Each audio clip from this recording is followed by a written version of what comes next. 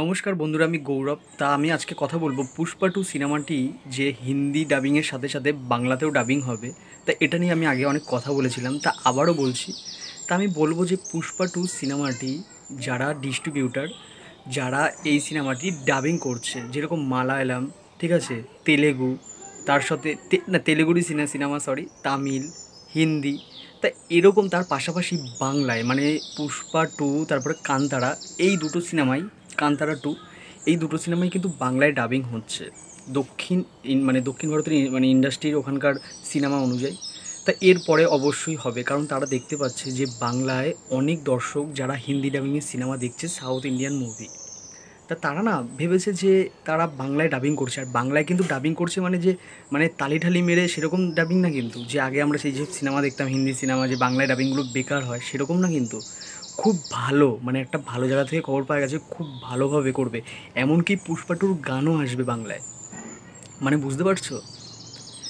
আমি আজকে কথা বলবো যে বাংলা ইন্ডাস্ট্রি এটাই ক্ষতি কি ক্ষতি না, মানে আমাদের এই দক্ষিণ ভারতের যে এই সব সিনেমা যখন বাংলায় ডাবিং হয়ে আসবে, এখন কি ক্ষতি না, সেটা নিয়েই কথা বলবো। আমি বলবো একদিক দিয়ে দেখলে এই মানে এই যে আমাদের বাংলা ইন্ডাস্ট্রি কিন্তু লাভ হবে, যারা বাংলা ইন্ডাস্ট্রির মধ্যে যারা কাজ করছে, অভিনেতা, ডিরেক্টর, তাদের লাভ হবে। আবার অনেকাংশ সময় ক্ষতি হবে। আমি সেটাই বলবো। দেখো, মানে বলে না যে কিছু হলে লাভও হয় ক্ষতি হয়, লাভটাই বেশি হবে আমার মনে হয়, ঠিক আছে? কারণ এখন তো কম্পিটিশনের যুগ, তোমরাও করো, তোমরা করছো না কেন?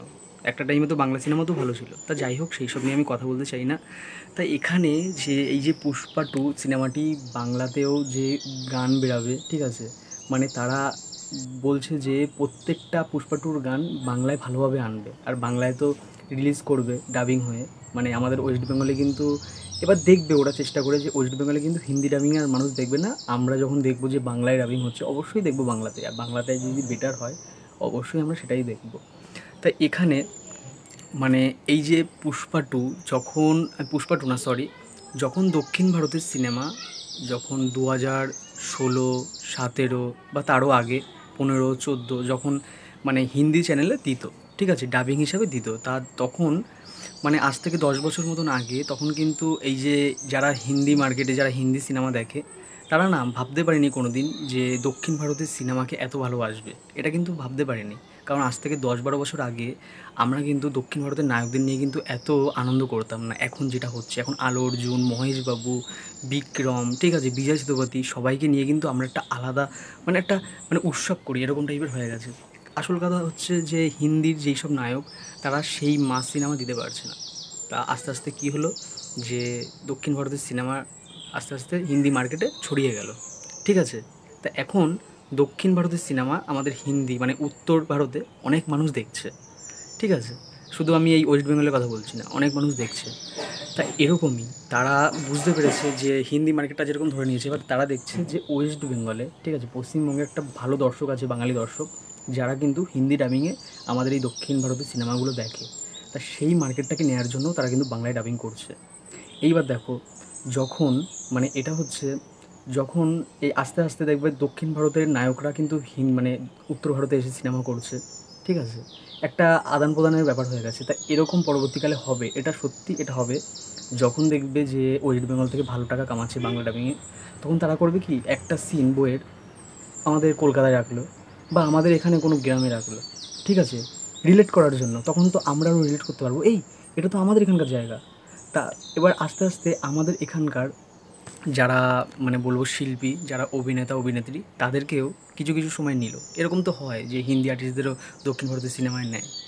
সেরকম মানে প্যান ইন্ডিয়া বড় আকারে রিলিজ করার জন্য বাংলা থেকেও কিছু অভিনেতাদের নিল, হিন্দি থেকেও কিছু অভিনেতাদের নিল, এরকম করে একটা প্যান ইন্ডিয়া ভালো সিনেমা তৈরি করলো। আমি বলবো এটা কিন্তু হতে পারে, ঠিক আছে। হতে পারে আবার বাংলা ডিরেক্টর তাদেরকেও নিচ্ছে। এইগুলো মানে এরকম যদি হয়, এটা কিন্তু হয় ব্যবসার ক্ষেত্রে, মানে ব্যবসা বড় করার জন্য এইগুলো তারা করে, ঠিক আছে। আমি বলবো এই দিকটা বাংলা ইন্ডাস্ট্রির পক্ষে ভালো। আর খারাপ দিক যেটা, সেটা খুবই সামান্য, সেটা বোকা বোকাই লাগবে, কিন্তু বলতে হচ্ছে। যে বাংলা সিনেমা তাহলে কী হবে? এটাই বলবো যে বাংলা সিনেমা একটা টাইমে তো ভালো ছিল, এখন যেরকম অবস্থা এসেছে, হুট করে তো আবার আগের মতন সেই ভালো জায়গায় যেতে পারবে না। চেষ্টা করতে হবে, ভালো ভালো গল্প উপহার দিতে হবে। রিমেক সিনেমা করে এখন বুঝতে পারছে কী অবস্থা। আর ফ্যামিলি ড্রামা করে কোনো দিনই মানে এটা বলবো যে বাংলা ইন্ডাস্ট্রি বড় হবে না। বড় সিনেমা করতে গেলে কমার্শিয়াল সিনেমাই দরকার, আর গল্প ভালো হতে হবে। কমার্শিয়াল মাস সিনেমা দক্ষিণ ভারতই এখন ভালো ডেলিভারি করে দিতে পারছে, এটা বলবো। না হলে জওয়ান সিনেমা হিন্দি, হয়তো ওটা হিন্দি সিনেমা, কিন্তু জওয়ান সিনেমার পরিচালক কিন্তু দক্ষিণের, ঠিক আছে, অ্যাটলি কুমার। তা আমি এটাই বলবো যে পুষ্পা টু সিনেমাটি তো বাংলায় মানে রিলিজ হচ্ছে, বাংলায় ডাবিংয়ে। আমি তো খুবই মানে আনন্দিত, এটা বলবো। সত্যি আমি খুবই আনন্দিত। তা এই সিনেমাটি থেকে আমার অনেক আশা আছে। মানে টিজারটি বের হয়েছে, সেটাও তো ব্যাপক হয়েছে। এরপর ট্রেলার আসবে, সেটাও দারুণ। আমি জানি আমার মতন অনেক দর্শক, শুধু বাঙালি দর্শক না, প্রচুর যারা বাইরের আরও দর্শক আছো, তারা সবাই এই সিনেমাটি দেখার জন্য মানে আগ্রহী হয়ে রয়েছে, এটাই বলবো। তা পুষ্পা টু সিনেমাটিকে নিয়ে যে বাংলায় ডাবিং হচ্ছে, তোমাদের কি মতামত তোমরা কিন্তু কমেন্টে জানাতে পারো। আর ভিডিওটি যদি ভালো লেগে থাকে তাহলে লাইক, শেয়ার অ্যান্ড সাবস্ক্রাইব করো, বন্ধুদের সাথে শেয়ার করো, বেশি বেশি করে সাবস্ক্রাইব করো, সাবস্ক্রাইব একটু করো, তাহলে আমি ভালো ভালো আরও আপডেট দেবো। তাহলে দেখা হচ্ছে পরের ভিডিওয়।